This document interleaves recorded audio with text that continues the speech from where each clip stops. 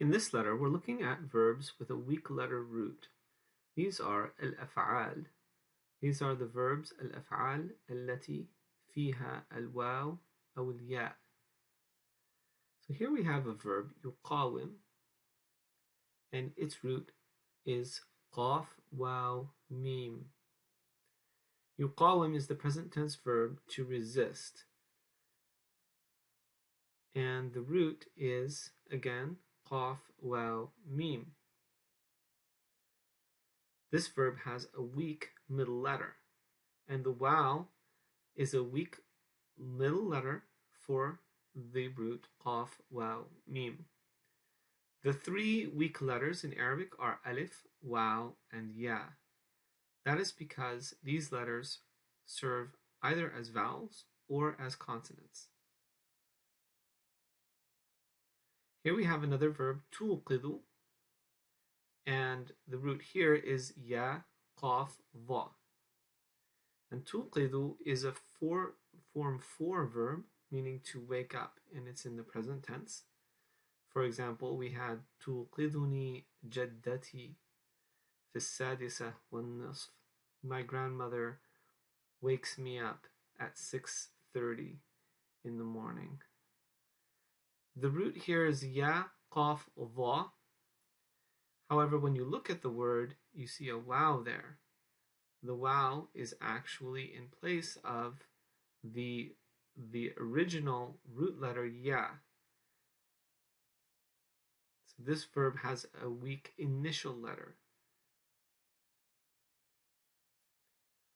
Here we have the verb da'a, and its root is dal, ayn, waw. And da'a is the past tense, meaning he called, means to call.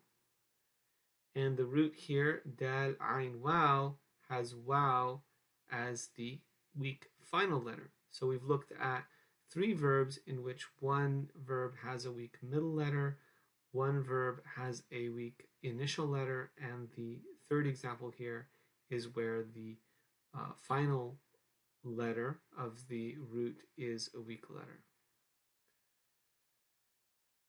So let's look at the root waw, sad, lam, and these are our root letters.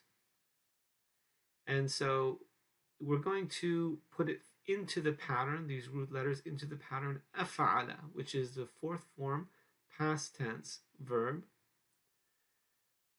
And then we're going to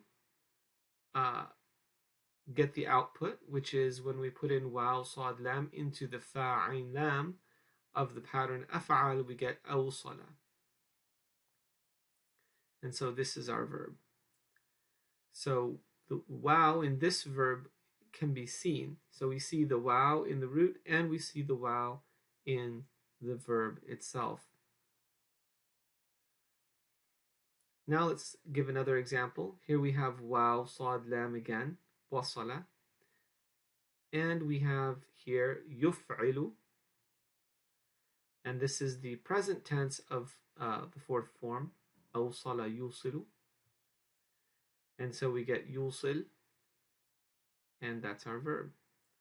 So yusilu, we had awsala yusilu, and so the waw in the root also appears in the verb. Yusilu is to connect something. Let's look again. Here's another example, and we'll look at the masdar. So we looked at the past tense, present tense, and now the masdar. So we have waw, sad, lam is our root.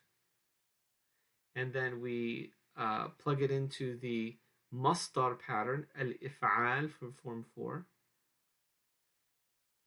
And then we get al-isal. Now notice here, so this is our masdar, al-isal, and the waw becomes a ya. Okay, why is that? That's because of the kasra on the preceding letter, al-i.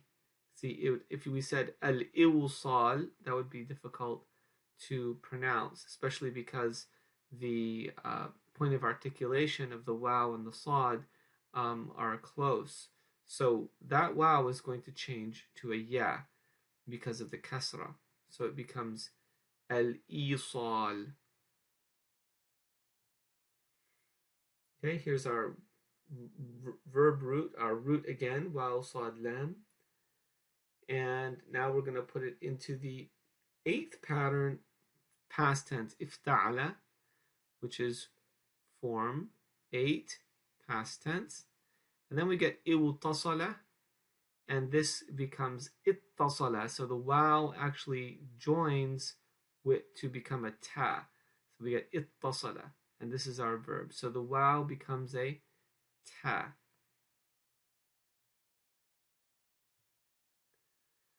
Here's another verb. Now remember there are 3 principal parts to a verb whenever you memorize that verb. And here we have qama, yaqumu, al-qiyam, which means to stand.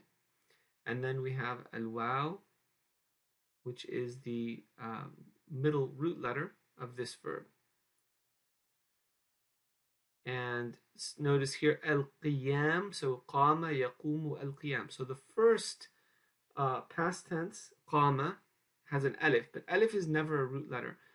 The original root letter will be either a waw or a ya, and sometimes you look at the present tense, and the original root letter will appear. For example, we see yaqumu with the waw. So the alif is only in the place of the waw. But then al-qiyam, here we have a ya, so the waw actually changes to a ya in the masdar al-qiyam because of the kasra under the qaf. Because it would be difficult to say al-qiwam. So the Arabs said al-qiyam. Here we have ta, waw, ayn is our root letters. And so let's plug it into the pattern. Istafa'ala. This is a form 10, past tense verb. And then this becomes istatwa'a. And that waw is now going to be, it's more challenging to pronounce. So the waw is actually going to become an alif. And this becomes istata'a. And that's our verb. So you see how the waw, the weak letter, one of the reasons that we call it weak is because it changes based on its situation. Here we have another verb. We have ha, waw, jim. These are our root letters. And then we plug it into the pattern al-ifti'al, which is a form 8 masdar. This produces al-ihtiwaj, which because of the kasra there under the ta, that waw is going to become a ya. Al-ihtiyaj. And that's our masdar. So here are some things to remember from this lesson. The alif stands in the place of a root letter. When you see it, for example, da'a or qama, the original root letter will always be a waw or a ya. The waw gives way to become a ya when the preceding letter has a short vowel kasra. And the waw can sometimes merge with a consonant when the waw and that consonant share a point of articulation, such as ittasala. Instead of iltasala, we have ittasala. The waw becomes a ta. Ma'as salama.